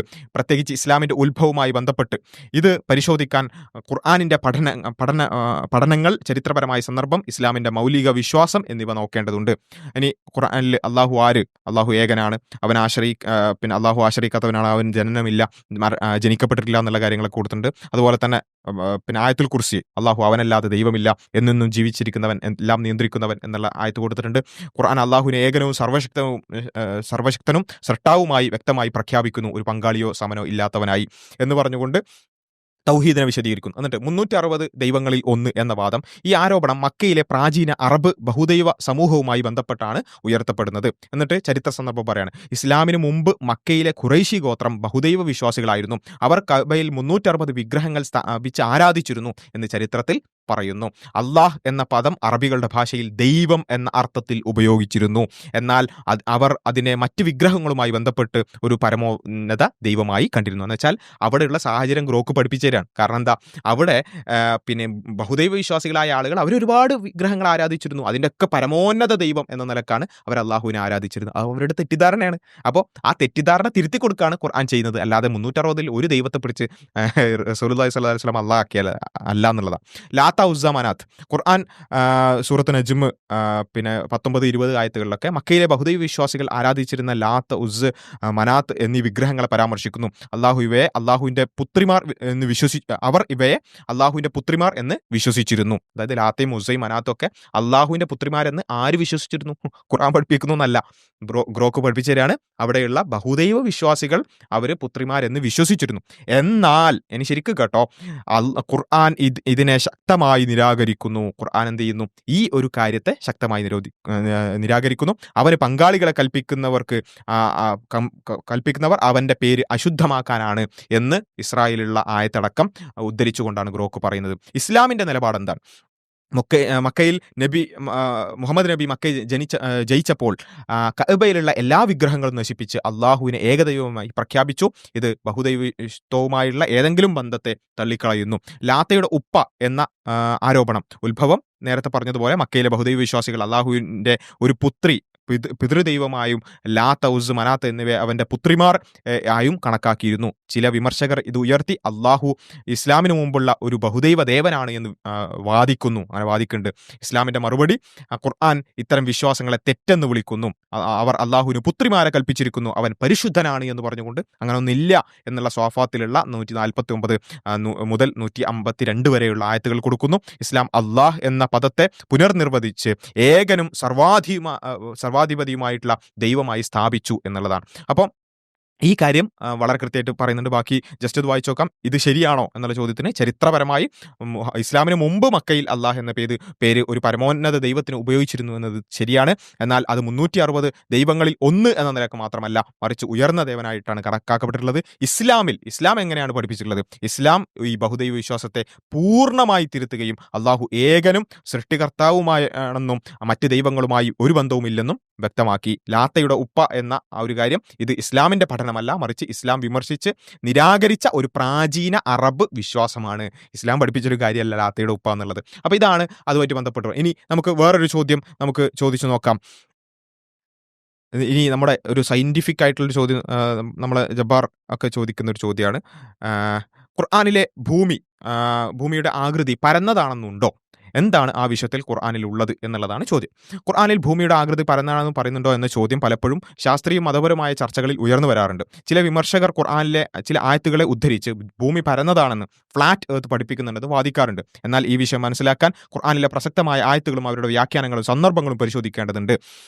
എന്നിട്ട് നാസിയാത്തിലുള്ള 30-ാം ആയത്ത് ദഹാഹ എന്നുള്ള കാര്യം വിശദീകരിക്കുകയാണ്. ദഹാഹ എന്ന പദം വിരിച്ചു അല്ലെങ്കിൽ പരത്തി എന്നാണ് വിവർത്തനം ചെയ്യാറുള്ളത്. ചില വിമർശകർ ഇതിനെ ഭൂമി പരന്നതാണ് എന്ന തെളിവായി എടുക്കുന്നു. എന്നാൽ വ്യാഖ്യാനം പണ്ഡിതന്മാർ ഇബ്നു കസീറിനെ പോലെയുള്ള ആളുകൾ ദഹാഹ എന്നതിന്റെ അർത്ഥം ഭൂമിയെ ജീവനുള്ളവർക്ക് വാസയോഗ്യമാക്കി വിശാലമാക്കി എന്നാണ്. ദഹുവ എന്ന അറബി വേര് പദത്തിന് വിശാലമാക്കുക അല്ലെങ്കിൽ പരത്തി നിരപ്പാക്കുക എന്നൊക്കെ അർത്ഥമുണ്ട്. ചിലർ ഇതിനെ ഉപമയായി കാണുന്നു. ഒരു തുണി പരത്തുന്നത് പോലെ ഭൂമി മനുഷ്യന് ജീവിക്കാൻ അനുയോജ്യമാക്കപ്പെട്ടു എന്നുള്ളതാണ് അവിടെ കൊടുത്തുള്ളത്. അതുപോലെ തന്നെ സൂറത്തു ഷംസ് 6-ാമത്തെ ആയത്ത് ഭൂമിയും അതിനെ വിരിച്ചവനും സത്യം എന്നുള്ള കാര്യം വിശദീകരിച്ചുകൊണ്ട് ഇതിനെ വിരിച്ചു, ദഹഹ എന്ന പദം ഉപയോഗിച്ചിരിക്കുന്നു. ഇത് ഭൂമിയുടെ വിസ്തൃതിയും ജീവനുള്ളവർക്ക് അനുയോജ്യമാക്കിയതിനെയുമാണ് സൂചിപ്പിക്കുന്നത്. അതായത് 3-ാമത്തെ ആയത്ത് അവനാണ് ഭൂമിയെ വിരിച്ചവൻ, അതിൽ പർവ്വതങ്ങളും നദികളും ഉണ്ടാക്കിയവൻ. വിരിച്ചു എന്നത് ഭൂമിയുടെ ഉപരിതലത്തെ മനുഷ്യന് ഉപയോഗപ്രദമാക്കിയതിനെ സൂചിപ്പിക്കുന്നു എന്നാണ് പൊതുവ്യാഖ്യാനം. ഇനി ഭൂമി ഗോളമാണ് എന്നതിന്റെ സൂചനകൾ ഖുർആനിൽ ഉണ്ടോ എന്നുള്ളതാണ്. ഭൂമി പരന്നതാണെന്ന് വ്യക്തമായി പറയുന്നില്ലെങ്കിലും ചില ആയത്തുകൾ ഭൂമിയുടെ ഗോളാകൃതിയെ സൂചിപ്പിക്കുന്നതായി ആധുനിക വ്യാഖ്യാതാക്കൾ സൂചിപ്പിക്കാറുണ്ട്. സുമർ 5 തന്നെ അവിടെ ഉദ്ധരിച്ചിട്ടുണ്ട്. ആകാശങ്ങളും ഭൂമിയെയും സത്യത്തോടെ സൃഷ്ടിച്ചു, അവൻ രാത്രിയെ പകലിന്മേൽ പൊതിയുന്നു, പകലിന് രാത്രിയേൽ പൊതിയുന്നു. എന്ന് യുക്കവ്വിറു എന്നുള്ള ആ ഒരു പദത്തെയാണ് അവിടെ കൊടുത്തിട്ടുള്ളത്. പൊതിയുന്നു അർത്ഥമുള്ള യുക്കവ്വിറു എന്ന പദം ഗോളാകൃതിയിലുള്ള ഒരു വസ്തുവിനെ ചുറ്റുന്നതിനെ സൂചിപ്പിക്കുന്നതായി ചിലർ വാദിക്കുന്നു. കവ്വറ എന്ന അറബി പദത്തിന് ചുരുട്ടുക അല്ലെങ്കിൽ വട്ടത്തിലാക്കുക എന്നും അർത്ഥമുണ്ട്. ലുക്മാൻ 29 നിനക്ക് കാണാൻ കഴിയുന്നില്ല അള്ളാഹു രാത്രിയെ പകലിലേക്കും പകലിനെ രാത്രിയിലേക്കും കടത്തിവിടുന്നു. ഇത് ഭൂമിയുടെ ഭ്രമണത്തിന്റെ ഒരു സൂചനയായി ചില ആധുനിക പണ്ഡിതന്മാർ കാണുന്നു. എന്നാൽ ഇത് വ്യാഖ്യാനത്തിന്റെ ഭാഗമാണ് എന്നാണ് പറഞ്ഞിട്ടുള്ളത്. ഇനി പരന്ന ഭൂമിയെ പഠിപ്പിക്കുന്നുണ്ടോ? ഒന്നാമത്തെ ഗ്രോക്കിന്റെ മറുപടി, നേരിട്ടുള്ള പരാമർശമില്ല. ഖുർആനിൽ ഭൂമി പരന്നതാണ്, ഫ്ലാറ്റ് ആണ് എന്നുള്ള നേരിട്ടുള്ള പരാമർശം ഇല്ല എന്നുള്ളതാണ് ഗ്രോക്ക് പറയുന്നത്. എന്നാൽ വിരിച്ചു എന്ന പദം ഉപയോഗിക്കുന്നത് ഉപമാത്മകമാണ്. ഭൂമിയെ ജീവനുള്ളവർക്ക് വിശാലവും ഉപയോഗപ്രദവുമാക്കി എന്നുള്ളത് സൂചിപ്പിക്കാനാണ് അത് ഉപയോഗിക്കുന്നത്. അറബി ഭാഷയിൽ ദഹാഹ അത് ഒരു ഉടുമ്പന്നിന്റെ മുട്ടയെ, നിരപ്പല്ലാത്ത ഗോളാകൃതിയെ സൂചിപ്പിക്കാനും ഉപയോഗിക്കാറുണ്ട് എന്ന് ചില പണ്ഡിതന്മാർ, ഷെയ്ഖ് ഉസ്മാൻ ബിൻ ഫാറൂഖ് ഒക്കെ വാദിക്കുന്നു എന്നും പറയുന്നുണ്ട്. ശാസ്ത്രവുമായി ബന്ധപ്പെടുത്താൻ ഖുർആൻ ഒരു ശാസ്ത്ര ഗ്രന്ഥമല്ല, ആത്മീയ നൈതിക മാർഗനിർദ്ദേശനത്തിനുള്ളതാണ്. അതിനാൽ ഭൂമിയുടെ ആകൃതിയെക്കുറിച്ച് വിശദമായ ഒരു ജ്യോതിശാസ്ത്ര വിവരണം അതിൽ പ്രതീക്ഷിക്കേണ്ടതില്ല. ഖുർആൻ എന്തിനു വേണ്ടിയിട്ടുള്ളതാണ്? നമ്മൾ മുമ്പൊക്കെ പറഞ്ഞിട്ടുള്ള ഒരു കാര്യം തന്നെയാണ്, അതേ വാദം തന്നെയാണ് ഗ്രോക്കും പറയുന്നത്. എന്നാൽ ഖുർആനിലെ വിവരണങ്ങൾ ആധുനിക ശാസ്ത്രവുമായി പൊരുത്തപ്പെടുന്നതാണെന്ന് ചിലർ വാദിക്കുമ്പോൾ മറ്റുള്ളവർ അത് ഉപമാത്മക ഭാഗമായി കാണുന്നു. വിമർശകരുടെ വാദം വിരിച്ചു എന്ന പദം ഉപയോഗിച്ചതിനാൽ ഭൂമി പരന്നതാണെന്ന് പഴയകാല വ്യാഖ്യാനങ്ങൾ കരുതിയിരുന്നോ എന്ന് ചിലർ ചോദിക്കുന്നു. എന്നാൽ അവർ ശാസ്ത്രീയ വിശദീകരണം ലക്ഷ്യമിട്ടല്ല, മറിച്ച് ഭാഷാപരമായ അർത്ഥം മനസ്സിലാക്കാൻ ശ്രമിച്ചതാണ്. അപ്പോൾ ഉപസംഹാരമായിട്ട് ഗ്രോക്ക് വിശദീകരിക്കുന്നതെന്ന് വെച്ചാൽ ഖുർആനിൽ ഭൂമി പരന്നതാണെന്ന് വ്യക്തമായി പറയുന്നില്ല. വിരിച്ചു തഹാഹ എന്ന് പറയുന്ന പദങ്ങൾ ഉപമാത്മകമായി ഭൂമിയുടെ വിസ്തൃതിയെയും ജീവനുള്ളവർക്ക് അനുയോജ്യമാക്കപ്പെട്ടതിനെയും സൂചിപ്പിക്കുന്നു. ഭൂമി ഗോളാകൃതിയാണെന്ന് പരോക്ഷമായ സൂചനകൾ ചില ആയത്തുകളിൽ കാണാമെന്ന് ആധുനിക വ്യാഖ്യാതാക്കൾ പറയുന്നുണ്ടെങ്കിലും അത് ഖുർആനിന്റെ പ്രധാന ലക്ഷ്യമല്ല. ഖുർആൻ അത് പഠിപ്പിക്കാൻ വേണ്ടിയിട്ടല്ല ഇറങ്ങിയിട്ടുള്ളത്. അതിനാൽ ഭൂമി പരന്നതാണ് എന്ന് ഖുർആൻ പഠിപ്പിക്കുന്നു എന്ന വാദം തെറ്റിദ്ധാരണയോ ഉപരിപ്ലവമായ വ്യാഖ്യാനമോ ആണ്. ഖുർആൻ ഭൂമിയുടെ ആകൃതിയെക്കുറിച്ച് ഒരു ശാസ്ത്രീയ നിലപാട് വ്യക്തമാക്കാതെ അതിന്റെ സൃഷ്ടിപരമായ വിശാലതയെയും ഉപയോഗവും ഊന്നിപ്പറയുകയാണ് ചെയ്തിട്ടുള്ളത്. അതൊക്കെ തെറ്റിദ്ധാരണ. ഇനി നമുക്ക് ഒരു പരിശോധന നിലക്ക് ഗ്രോക്ക് എത്രത്തോളം ഇൻഫോംഡ് ആണ് എന്നുള്ളത് കൂടി അറിയാൻ വേണ്ടി നമ്മൾ ഈ ജബ്ബാർ മാഷൊക്കെ ചോദിക്കുന്ന ഒരു ചോദ്യം കൂടി ഗ്രോക്കിനെ കൊണ്ട് ചോദിപ്പിക്കുകയാണ്. വെച്ചാൽ ഈ ജബ്ബാറൊക്കെ പറയാനുള്ള ഒരു കാര്യം എന്താ വെച്ചാൽ ഇബ്നു അബ്ബാസിന്റെ തഫ്സീറിൽ അത് പറഞ്ഞിട്ടുണ്ട് എന്നുള്ളതാണ്. അപ്പോൾ സംഭവം നമുക്കറിയാം, നമ്മൾ മുമ്പത്തെ ചർച്ചയിലൊക്കെ കാണിച്ചതാണ്. ഇബ്നു അബ്ബാസിന്റെ തഫ്സീർ എന്ന് പറഞ്ഞുകൊണ്ട് തഫ്സീറുൽ മിഖ്ബാസ് എന്ന് പറയുന്ന ഇബ്നു അബ്ബാസിലേക്ക് നേരിട്ട് ബന്ധമില്ലാത്തൊരു തഫ്സീർ പലപ്പോഴും വരാറുണ്ട്. അപ്പോൾ ഗ്രോക്കിനോട് നമുക്കത് ചോദിച്ചു നോക്കാം. ഗ്രോക്കിന് ആ ഒരു ഇൻഫർമേഷൻ അത് ഇബ്നു അബ്ബാസിൻ്റെതല്ല എന്നുള്ളതൊക്കെ ഉണ്ടോ എന്നുള്ളത് നമുക്ക് എന്തായാലും ചോദിച്ചു നോക്കാം. അപ്പോൾ എന്തായാലും ഈ ജബ്ബാറിന്റെ ചോദ്യം നമ്മൾ ചോദിക്കുകയാണ്, ഇബ്നു അബ്ബാസിന്റെ തഫ്സീറിൽ അങ്ങനെ ഉണ്ടെന്ന് പറയുന്നുണ്ടല്ലോ എന്ന് ഗ്രോക്കിനോട് ചോദിച്ചു നോക്കാം. നമുക്ക് നോക്കാം എത്രത്തോളം ഇൻഫോംഡ് ആണ് ഗ്രോക്ക് എന്നുള്ളത്. നിന്റെ ചോദ്യം ഇബ്നു അബ്ബാസിന്റെ തഫ്സീറിൽ ഭൂമി പരന്നതാണെന്ന് പറയുന്നുണ്ട് എന്നതിന് ആരോപണത്തെ സൂചിപ്പിക്കുന്നു. ഇത് ഖുർആനിന്റെ ഭൂമിയുടെ ആകൃതിയെക്കുറിച്ചുള്ള ചർച്ചയിൽ വിമർശകർ പലപ്പോഴും ഉന്നയിക്കാറുള്ള ഒരു വാദമാണ്. ഇബ്നു അബ്ബാസ് റളിയല്ലാഹു അൻഹു മുഹമ്മദ് നബിയുടെ ബന്ധുവും സ്വഹാബിയുമായിരുന്നു. ഖുർആൻ വ്യാഖ്യാനത്തിൽ തഫ്സീർ അഗ്രഗണ്യനായി കണക്കാക്കപ്പെടുന്നു. അദ്ദേഹത്തിന്റെ തഫ്സീറിനെ ആധാരമാക്കി ഈ വിഷയം പരിശോധിക്കാം. ഇബ്നു അബ്ബാസിന്റെ തഫ്സീർ പൂർണ്ണമായും അദ്ദേഹം നേരിട്ട് എഴുതിയ ഒരു ഗ്രന്ഥമായി ലഭ്യമല്ല. അപ്പോൾ ഗ്രോക്കിന് ആ കാര്യങ്ങളടക്കം അറിയാമെന്നാണ് മനസ്സിലാകുന്നത്. നോക്കാം. മറിച്ച് അദ്ദേഹത്തിന്റെ വ്യാഖ്യാനങ്ങൾ ശിഷ്യന്മാർ വഴി രേഖപ്പെടുത്തപ്പെട്ട് പിന്നീട് സമാഹരിക്കപ്പെട്ടതാണ്. തഫ്സീർ തബരി, തൻവീർ അൽ മിഖ്ബാസ് മിൻ തഫ്സീർ ഇബ്നു അബ്ബാസ്. ഭൂമിയുടെ ആകൃതിയുമായി ബന്ധപ്പെട്ട് ചർച്ച ചെയ്യപ്പെടുന്നത് സൂറത്ത് നാസിആത്തിൽ അതിനുശേഷം അവനെ ഭൂമിയെ വിരിച്ചു ദഹാഹ എന്നുള്ള കാര്യമാണ്. അപ്പോൾ ഈ ഒരു കാര്യം അപ്പോൾ ഞാൻ മനസ്സിലാക്കുന്നത് ഇബ്നു അബ്ബാസിന്റെ തഫ്സീർ അത് നേരിട്ട് ഇബ്നു അബ്ബാസിലേക്ക് ആട്രിബ്യൂട്ട് ചെയ്യപ്പെട്ടതല്ല എന്ന വിവരമടക്കം നമ്മുടെ ഗ്രോക്കിനുണ്ട് എന്നുള്ളതാണ് പിന്നെ ഇവിടെ കാണുന്നത്. ഇനി ഭൂമി പരന്നതാണെന്ന് പറഞ്ഞോ, ഇബ്നു അബ്ബാസിന്റെ വ്യാഖ്യാനത്തിൽ ഭൂമി പരന്ന പ്ലേറ്റ് പോലെയാണ് എന്ന് വ്യക്തമായി പറയുന്ന രേഖയും ആധികാരികമായി ലഭ്യമല്ല. ദഹാഹ എന്ന പദത്തിന്റെ അർത്ഥം അദ്ദേഹം ഭാഷാപരമായി പരത്തി എന്ന് വിശദീകരിച്ചെങ്കിലും അത് ശാസ്ത്രീയമായ വിവരണമല്ല എന്നൊക്കെയാണ് പറയുന്നത്. അപ്പോൾ ഏതായാലും ഞാൻ മനസ്സിലാക്കുന്നിടത്തോളം ഗ്രോക്കിന് ആ ഒരു കാര്യം അടക്കം ജബ്ബാറിന് ഇത്രയും കാലമായിട്ട് 10-40 വർഷമായിട്ട് ഇസ്ലാം വിമർശനവും ഇസ്ലാം ഗ്രന്ഥമൊക്കെ നോക്കിയിട്ട് പോലും ജബ്ബാറിനില്ലാത്ത വിവരം ഗ്രോക്കിന് ചെറിയ ഏതാനും മാസമായിട്ടുള്ളൂ, അല്ലെ, കുറച്ച് ദിവസമായിട്ടുള്ളൂ ഗ്രോക്കിന്റെ പ്രായം. അപ്പോൾ ഗ്രോക്കിന് വരെ ആ ഒരു വിവരം ഉണ്ട് എന്നാണ് മനസ്സിലാക്കുന്നത്. അപ്പോൾ ഇത് പൊതുവെ നമ്മൾ വളരെ സിമ്പിളായിട്ട് ഡയറക്റ്റായിട്ട് ചോദിച്ചാണ് ഇവരുടെ വിമർശനങ്ങൾ അതേപോലെ ചോദിച്ചാണ് അവിടെ പോലും ഗ്രോക്ക് അവിടെ കൃത്യമായിട്ട് ചെയ്യുന്നുണ്ട്. ഇനി നമ്മൾ ഈ ഒരു സമയവുമായി ബന്ധപ്പെട്ടുകൊണ്ട് ഇപ്പം ഈ ഇടക്കൊക്കെ വന്നിട്ടുള്ളൊരു വിമർശനം നമുക്ക് ചോദിച്ചു നോക്കാം. നമ്മുടെ സ്വയം പ്രഖ്യാപിത നുണയായിട്ടുള്ള ആരിഫൊക്കെ പറഞ്ഞിട്ടുള്ള ഒരു കാര്യമാണ്. മുഹമ്മദ് നബിയുടെ ഭാര്യമാർക്ക് ഹിജാബ് നിർബന്ധമാക്കിയെന്ന ആയത്ത് ഉമർ റളിയല്ലാഹു അൻഹു ഒളിച്ചു നോക്കിയതിന് ശേഷമാണ് എന്ന പ്രചാരണം നടക്കുന്നുണ്ടല്ലോ. ഉമർ റളിയല്ലാഹു അൻഹു മുഹമ്മദ് നബിയുടെ ഭാര്യമാരെ ഒളിച്ചു നോക്കി, അങ്ങനെ പിന്നെ കട്ടുനോക്കി, അങ്ങനെ അതിൻ്റെ ഭാഗമായിട്ടാണ് അങ്ങനെ ആയത്തിറങ്ങിയത് എന്നൊക്കെ പറഞ്ഞിട്ടുള്ള വളരെ മോശമായ പ്രചാരണങ്ങൾ കാണുന്നുണ്ട്. എന്താണ് ഗ്രോക്ക് പറയുന്നത് നോക്കാം. എന്ന പ്രചാരണം ചില വിമർശകർ ഉയർത്താറുണ്ട്. ഈ വാദം പ്രധാനമായും ഖുർആനിലെ ഹിജാബ് ആയത്തുകളുടെ പശ്ചാത്തലവും ഉമറുബിൻ അൽ ഖത്താബിന്റെ പങ്കും ചർച്ച ചെയ്യുന്നു. വസ്തുത മനസ്സിലാക്കാൻ ഖുർആനിലെ ആയത്തുകൾ അവയുടെ ഇറങ്ങിയ സന്ദർഭം, അസ്ബാബുൻ നുസൂൽ, ഹദീസ് രേഖകൾ എന്നിവ പരിശോധിച്ച് നോക്കാം എന്ന് പറഞ്ഞുകൊണ്ട് ഹിജാബിന്റെ ആയത്തുകൾ അവിടെ വിശദീകരിക്കുന്നുണ്ട്. പിന്നെ ആയത്തുൽ ഹിജാബ് എന്ന് പറഞ്ഞുകൊണ്ട് അഹ്സാബിൽ 53 കൊടുത്തിട്ടുണ്ട്. സൂറത്തു നൂറിലുള്ള 31-ാമത്തെ ആയത്ത് കൊടുത്തിട്ടുണ്ട്. ഇത് എല്ലാ മുസ്ലിം സ്ത്രീകൾക്കും ബാധകമായ മറവിന്റെ, അതായത് വസ്ത്രധാരണത്തിന്റെ നിർദ്ദേശമാണ്. ഇനി ഉമർ അള്ളാഹുനു ഒളിച്ചു നോക്കിയത് വസ്തുത എന്താണ്? ഈ പ്രചാരണം പ്രധാനമായും ഒരു ഹദീസിനെ അടിസ്ഥാനപ്പെടുത്തിയാണ്. സ്വഹീഹു ബുഖാരിയിലും മുസ്ലിമിലും രേഖപ്പെടുത്തിയ ഒരു സന്ദർഭം ഇങ്ങനെ വിശദീകരിക്കുന്നു എന്ന് പറഞ്ഞിട്ട് ആ ഹദീസ് ഇവർ പലപ്പോഴും ഹദീസ് ഉദ്ധരിക്കാതെയാണ് പറയാറുള്ളത്. ഹദീസ് അടക്കം ഇവിടെ ഗ്രോക്ക് കൊടുത്തിട്ടുണ്ട്. ആയിഷ റളിയല്ലാഹു പറയുന്നു, മുഹമ്മദ് നബിയുടെ ഭാര്യമാരായ ഞങ്ങൾ രാത്രിയിൽ കക്കൂസിനായി, അതായത് ശൗചാലയ ആവശ്യത്തിന് വേണ്ടി ഒരു തുറസായ സ്ഥലത്തേക്ക് പോകുമായിരുന്നു. ഉമർ അള്ളാഹു നബിയോട് പറഞ്ഞു, നിന്റെ ഭാര്യമാർക്ക് മറയിടാൻ, അതായത് ഹിജാബ് ഇടാൻ പറയൂ. എന്നാൽ നബി അപ്പോൾ അതിനൊന്നും പറഞ്ഞില്ല. കാരണം നബിക്ക് സ്വന്തമായിട്ട് അങ്ങനെ പറയാൻ പറ്റില്ലല്ലോ, വഹി ഇറങ്ങിയാലേ നബിക്ക് പറയാൻ പറ്റുള്ളൂ. ഒരു ദിവസം സൗദ ബിൻത്ത് നബിയുടെ ഭാര്യ രാത്രിയിലേക്ക് പുറത്തേക്ക് പോയി. അവർ ഉയരമുള്ളവരായിരുന്നു. ഉമർ അള്ളാഹു അവരെ വിളിച്ചു പറഞ്ഞു, ഓ സൗദ, ഞങ്ങൾ നിന്നെ തിരിച്ചറിഞ്ഞു. സൗദ് റളിയല്ലാഹു ഉയർന്നതായതുകൊണ്ട് തന്നെ തിരിച്ചറിഞ്ഞു എന്ന് പറയാണ്. അവൻ അള്ളാഹുവിനോട് നബിയുടെ ഭാര്യമാർക്ക് മറയെക്കുറിച്ച് ആയത്തിറക്കണമെന്ന് പ്രാർത്ഥിച്ചു. അതായത് ഉമർ റളിയല്ലാഹു പ്രാർത്ഥിച്ചു. അതിനുശേഷം ഹിജാബിന്റെ ആയത്ത് 33, 53 ഇറങ്ങി എന്നുള്ളതാണ്. ഒന്ന്, ഉമർ ഒളിച്ചു നോക്കിയോ? ഹദീസിൽ ഒളിച്ചു നോക്കിയെന്ന് പറയുന്നില്ല. ഉമർ റളിയല്ലാഹു സൗദയെ രാത്രിയിൽ തിരിച്ചറിഞ്ഞത് യാദൃച്ഛികമായാണ്. അവർ പുറത്തേക്ക് പോയപ്പോൾ ഇതൊരു ദുരുദ്ദേശത്തോടുള്ള പ്രവൃത്തിയായി ചിത്രീകരിക്കപ്പെടുന്നത് തെറ്റാണ്. ഗ്രോക്ക് പറഞ്ഞുതരാണ്. ഉമർ റളിയല്ലാഹുവിന്റെ ആഗ്രഹം, ഉമർ റളിയല്ലാഹു നബിയുടെ ഭാര്യമാർക്ക് കൂടുതൽ സ്വകാര്യതയും ബഹുമാനവും ലഭിക്കണമെന്ന് ആഗ്രഹിച്ചു. അന്ന് മദീനയിൽ സ്ത്രീകൾക്ക് പ്രത്യേക ശൗചാലയ സൗകര്യങ്ങൾ ഇല്ലാത്തതിനാൽ അവർ തുറസ്സായ സ്ഥലങ്ങളിൽ പോകേണ്ടി വന്നു. ഇത് അവർക്ക് അസൗകര്യവും അപകടവും ഉണ്ടാക്കുമെന്ന് ഉമർ റളിയല്ലാഹു കരുതി. ആയത്തിന്റെ അവതരണം. ഈ സന്ദർഭത്തിന് ശേഷം അള്ളാഹു ഹിജാബിന്റെ ആയത്ത്, അതായത് നിർദ്ദേശമിറക്കി. ഇത് ഉമറിന്റെ ആഗ്രഹവുമായി യോജിച്ചതിനാൽ അവൻ പറഞ്ഞു, എന്റെ ആഗ്രഹം അള്ളാഹു അംഗീകരിച്ചു എന്ന് ഉമർ റളിയല്ലാഹു പറഞ്ഞു. ഇനി വിമർശകരുടെ പ്രചാരണം, ഒളിച്ചു നോക്കൽ. ഇത് ചിലർ ഉമർ ഒളിച്ചു നോക്കി, അതിനാൽ ഹിജാബ് ആയത്ത് വന്നു എന്ന് വാദിക്കുന്നു. എന്നാൽ ഹദീസിൽ ഒളിച്ചു നോക്കൽ എന്ന ആശയം ഇല്ല. മറിച്ച് ഉമർ സൗദയെ തിരിച്ചറിഞ്ഞത് തുറന്ന സന്ദർഭത്തിലാണ്. ഹിജാബിന്റെ ഉദ്ദേശ്യം, ഈ ആയത്ത് 33, 53 നബിയുടെ ഭാര്യമാർക്ക് മാത്രമായി വന്നതാണ്. അവരുടെ പ്രത്യേക പദവി ഉമ്മഹാത്തുൽ മുഅ്മിനീൻ കണക്കിലെടുത്ത് അവർക്ക് സ്വകാര്യത ഉറപ്പാക്കാൻ പിന്നീട് സൂറത്തു നൂറിൽ എല്ലാ വിശ്വാസികൾക്കും മറയെക്കുറിച്ച് നിർദ്ദേശം നൽകി. ഇനി വസ്തുത എന്താണ്? ഗ്രോക്ക് പറഞ്ഞുതരാൻ. ഉമർ ഒളിച്ചു നോക്കിയിട്ടില്ല. ഇതാണ് വസ്തുത. ഹദീസിൽ അങ്ങനെ ഒരു സൂചനയുമില്ല. അവർ സൗദയെ രാത്രിയിൽ തിരിച്ചറിഞ്ഞത് യാദൃച്ഛികമാണ്, ദുരുദ്ദേശത്തോടെയല്ല. ഹിജാബ് ആയത്തിന്റെ പശ്ചാത്തലം, ഈ സന്ദർഭം ഹിജാബ് ആയത്തിന്റെ അവതരണത്തിന് ഒരു സന്ദർഭമായി എന്നത് ശരിയാണ്.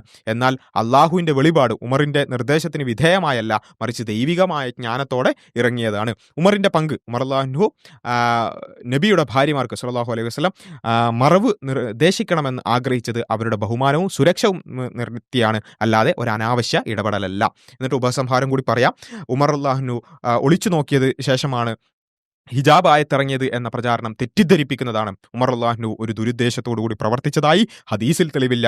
മറിച്ച് അവൻ നബിയുടെ ഭാര്യമാർക്ക്, അതായത് ഉമർ റളിയല്ലാഹു നബിയുടെ ഭാര്യമാർക്ക് സ്വകാര്യത നൽകണമെന്ന് ആഗ്രഹിച്ചു. ഈ സന്ദർഭം ആയത്തിന്റെ അവതരണത്തിന് പശ്ചാത്തലമായി. അതിനാൽ വെളിപാട് അള്ളാഹുവിന്റെ ഇച്ഛയനുസരിച്ചാണ് ഇറങ്ങിയത്. അതിനാൽ ഒളിച്ചു നോക്കൽ എന്ന ആരോപണം വസ്തുതാവിരുദ്ധമാണ്. ഗ്രോക്ക് പറഞ്ഞു തരാണ് ചങ്ങായിമാരെ. അപ്പോൾ ഏതായാലും ഇതാണ് നമുക്ക് പൊതുവായി ഗ്രോക്കിനോട് ഇങ്ങനെയുള്ള ഏത് കാര്യങ്ങൾ ചോദിച്ചാൽ ഇതുപോലുള്ള ഉത്തരങ്ങളാണ് നമുക്ക് ലഭിച്ചുകൊണ്ടിരിക്കുന്നത്. ഇതിന്റെ അർത്ഥം ഈ ഗ്രോക്കിൽ ഒരു തെറ്റുമില്ല എന്നുള്ളതല്ല. ഒരുപാട് ഇതിൽ ഫീഡ് ചെയ്യപ്പെട്ട ഡാറ്റ അനുസരിച്ചായിരിക്കും ഇതിന്റെ ഉത്തരങ്ങൾ വരുന്നുണ്ടാവുക. എന്നാൽ പോലും ലഭിക്കുന്ന ഡാറ്റ അനുസരിച്ച് പോലും അൺബയാസ്ഡ് ആയിട്ട് ഉത്തരം പറഞ്ഞാൽ ഇതാണ് അവസ്ഥ. ഇനി നമുക്കൊരു അവസാനത്തെ ഒരു ചോദ്യം കൂടി ഗ്രോക്കിനോടൊന്ന് ചോദിച്ചു നോക്കാം. ഈ ഗ്രോക്ക് ഇത്രയൊക്കെ പറഞ്ഞ സ്ഥിതിക്ക് ഗ്രോക്കിനോട് നമുക്ക് അവസാനമായിട്ട് സംവാദത്തിന്റെ ഒരു ഉപസംഹാരം നിലക്ക് ചോദിക്കാനുള്ളത്, ഇങ്ങനെ ഒരുപാട് തട്ടിപ്പുകളൊക്കെ നടത്തുന്നത് കണ്ടിട്ടും ഇവരുടെയൊക്കെ വാക്കുകൾ വിശ്വസിക്കുന്ന പാവങ്ങളോട് ഗ്രോക്കിന് എന്താണ് പറയാനുള്ളത് എന്നുള്ളതാണ് ചോദ്യം. അപ്പം ഗ്രോക്ക് പറയാണ്, ഈ ഇത്രയും തട്ടിപ്പ്, നമ്മൾ ഏതാനും ഉദാഹരണങ്ങൾ ഗ്രോക്കിനോട് ചോദിക്കാൻ വേണ്ടി കുറച്ച് ഉദാഹരണങ്ങൾ എടുത്താണ്. ഇതിലൊക്കെ നമുക്ക് കണ്ടു ഈ പറഞ്ഞ എക്സ് മുസ്ലിങ്ങൾ, ഇസ്ലാം വിമർശകർ എന്ന് പറയുന്ന ഒരു പച്ചയായ തട്ടിപ്പാണ് നടത്തുന്നുള്ളത് വളരെ കൃത്യമായിട്ട് നമുക്ക് കണ്ടു. ഇതൊക്കെ വിശ്വസിക്കുന്നവരോട് ഇനി ഇവരുടെ വാക്കുകൾ വിശ്വസിക്കുന്ന, ഇവരുടെ വീഡിയോസൊക്കെ കണ്ട് നടക്കുന്ന ആൾക്കാരോട് ഗ്രോക്കിന് എന്താ പറയുന്നത്? ഞങ്ങൾ പറയുന്നതാ നിങ്ങൾ കേൾക്കണ്ട, AI പറയുന്നെങ്കിൽ നിങ്ങൾ കേൾക്കോ നോക്കട്ടെ. എന്താ ഞാൻ അറിയില്ല കേട്ടോ എന്താ ഉത്തരം പറയാന്ന്. നിന്റെ ചോദ്യം വൈകാരികവും ചിന്തനവുമായ ഒരു വിഷയത്തെ സൂചിപ്പിക്കുന്നു. വിശ്വാസത്തിന്റെ പേര് പറഞ്ഞ് തെറ്റിദ്ധരിപ്പിക്കപ്പെടുന്നവരുള്ള സഹതാപവും അവരെ ചൂഷണം ചെയ്യുന്നവരോടുള്ള നീരസവും. ഗ്രോക്കിന് പോലെ നിങ്ങളോട് സഹതാപം തോന്നി. ഞാനൊരു AI ആണെങ്കിലും മനുഷ്യരുടെ ഈ അനുഭവങ്ങളെ മനസ്സിലാക്കി സത്യസന്ധമായി ഒരു മറുപടി പറയാം. ഗ്രോക്കിന്റെ സത്യസന്ധമായ ഒരു മറുപടിയാണ് എക്സ് മുസ്ലിങ്ങളെയൊക്കെ കേൾക്കുന്നവരോട്, ഇസ്ലാം വിമർശകരെ കേൾക്കുന്നവരോട് പിന്നെ പറയണം. ഇത്തരം സാഹചര്യങ്ങൾ, തട്ടിപ്പുകളിൽ നിന്ന് നീ പരാമർശിക്കുന്നത് മതപരമായോ സാമൂഹികമായ ആളുകളെ വഞ്ചിക്കുന്ന പ്രവർത്തനങ്ങളാകാം. അത് തെറ്റായ വ്യാഖ്യാനങ്ങളിലൂടെയോ വാഗ്ദാനങ്ങളിലൂടെയോ അല്ലെങ്കിൽ ദുരുദ്ദേശപരമായ പ്രചാരണങ്ങളിലൂടെയോ ആവാം. ഇവിടെ വിശ്വാസം എന്നത് വലിയ ശക്തിയാണ്. പക്ഷേ അത് ചിലപ്പോൾ ആളുകളെ അന്ധമായി പിന്തുടരാൻ പ്രേരിപ്പിക്കുകയും ചെയ്യുന്നു. എനിക്ക് പറയാനുള്ളത് ഇതാണ്. എന്ന് വെച്ചാൽ പൊതുവായി എല്ലാവരോടും ഗ്രോക്കിന് പറയാനുള്ളത് ഇതാണ്. സത്യം തേടുക. ആരുടെ വാക്കുകൾ അന്ധമായി വിശ്വസിക്കുന്നതിന് മുമ്പ് അത് പരിശോധിക്കാൻ ശ്രമിക്കുക. ഇവർ പറയുന്നതൊക്കെ ഇങ്ങനെ അന്ധമായി കേട്ട് ആ ലൈവും കേട്ടിട്ട് കുത്തിരിക്കുന്നതിന് മുമ്പ് ജസ്റ്റ് ഗ്രോക്കിനോടെങ്കിലും ഒന്ന് ചോദിച്ചു നോക്കുക കേട്ടോ. അതുകൊണ്ട് ഇനി പിന്നെ തെളിവുകൾ നോക്കുക, സ്വന്തം ബുദ്ധി ഉപയോഗിക്കുക. ഇതാണ് ആകെ പറയാനുള്ളത്. ഇതൊക്കെ കേട്ട് നടക്കുന്ന പാവങ്ങളോട്, തട്ടിപ്പൊക്കെ കേട്ട് നടക്കുന്ന നമ്മളെ ഏകദേശം 16 നുണ ഈ ചെറിയ സമയം കൊണ്ട് 16 നുണകളാണ് പിടിച്ചത്. അതിൽ ഒന്ന് മാപ്പ് പറഞ്ഞു, ഒന്ന് ഞാൻ നുണ പറയുന്നു പറഞ്ഞു. അപ്പോൾ ഇതൊക്കെ കേട്ട് ഒരു ബുദ്ധിയില്ലാത്ത മാതിരി അതിൻ്റെ പിന്നാലെ പോകരുത്. ഗ്രോക്ക് പറഞ്ഞുതരാൻ സ്വന്തം ബുദ്ധി ഉപയോഗിക്കുക കുറച്ചൊക്കെ. ഇനി വിശ്വാസം മനോഹരമാണ്, പക്ഷെ അത് അറിവിന്റെ അടിസ്ഥാനത്തിലായിരിക്കണം. ദയവോടെ സമീപിക്കുക. പാവങ്ങളെന്ന് നീ വിളിക്കുന്നവർ പലപ്പോഴും നല്ല മനസ്സോടുകൂടിയും ആത്മാർത്ഥതയോടുമാണ് വിശ്വസിക്കുന്നത്. അവരെ പഴിക്കുന്നതിനു പകരം അവർക്ക് സത്യം മനസ്സിലാക്കാൻ സഹായിക്കുക. പക്ഷേ അത് ക്ഷമയോടും സ്നേഹത്തോടെയും വേണം. മനുഷ്യ സഹജമായ ദൗർബല്യം. ചിലർ തട്ടിപ്പുകൾക്ക് ഇരയാകുന്നത് അവരുടെ അറിവിന്റെ പരിമിതി കൊണ്ടോ വൈകാരിക ആവശ്യങ്ങൾ കൊണ്ടോ ആകാം. അതിൽ അവരെ കുറ്റപ്പെടുത്തുന്നതിന് പകരം അവർക്ക് ശരിയായ വിവരം എത്തിച്ചു കൊടുക്കാൻ ശ്രമിക്കുന്നത് എല്ലാവർക്കും നന്നാവും. അതുകൊണ്ട് നമ്മളെ ചാനലൊക്കെ എല്ലാവരും സബ്സ്ക്രൈബ് ചെയ്യുക. ശരിയായ വിവരം അറിയിച്ചു കൊടുക്കാൻ വേണ്ടിയിട്ടാണ്. തട്ടിപ്പുകാർക്ക് ഉത്തരവാദിത്തം യഥാർത്ഥത്തിൽ പഴി പറയേണ്ടത് തെറ്റായി പ്രചരിപ്പിക്കുന്നവർക്കാണ്. അവർ അറിവിനെ വളച്ചൊടിക്കുകയോ ആളുകളുടെ വിശ്വാസം ചൂഷണം ചെയ്യുകയോ ചെയ്യുന്നു.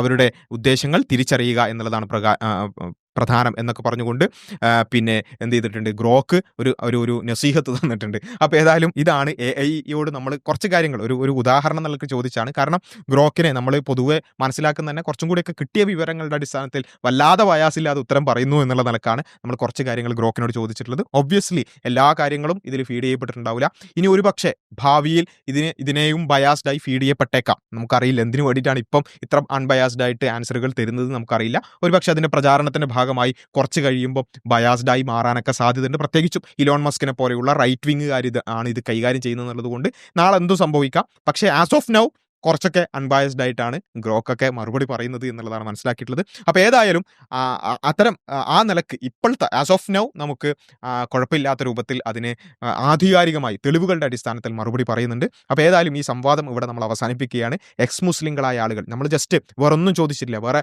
ബയാസുകളൊന്നും ഇല്ലാത്ത ഡയറക്റ്റ് ചോദ്യങ്ങളായിരുന്നു. അവർ പറയുന്ന പ്രചാരണം, അതിനുള്ള മറുപടി, അവർ പറയുന്ന ആയത്തുകൾ, അതിൻ്റെ യാഥാർത്ഥ്യം, അവർ പറയുന്ന കാര്യം, അതിൻ്റെ സന്ദർഭം, ഏതാണ് ആ കരാറെന്ന് ചോദിച്ചു, അവർ കരാർ കൊണ്ടുവന്നു. അങ്ങനെ ആ രൂപത്തിൽ നമ്മൾ പ്രത്യേക ഒരു ബയാസും ഇല്ലാതെ വളരെ ഓപ്പണായിട്ട് ചോദിക്കുക മാത്രമാണ് ചെയ്തിട്ടുള്ളത്. അപ്പോൾ അതിനുള്ള ഉത്തരം ഗ്രോക്ക് തന്നിട്ടുണ്ട്. അപ്പോൾ ഏതായാലും ഞാൻ പറയുന്നത് ഗ്രോക്കിനെ അവലംബിക്കണമെന്നോ അതിനെ ആശ്രയിക്കണമെന്നോ അല്ല ഞാൻ പറയുന്നത്.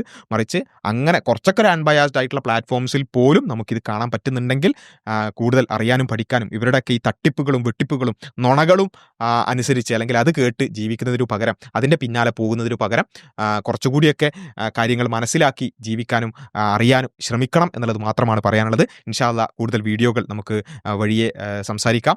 അസ്സലാമു അലൈക്കും വറഹ്മത്തുള്ളാഹി.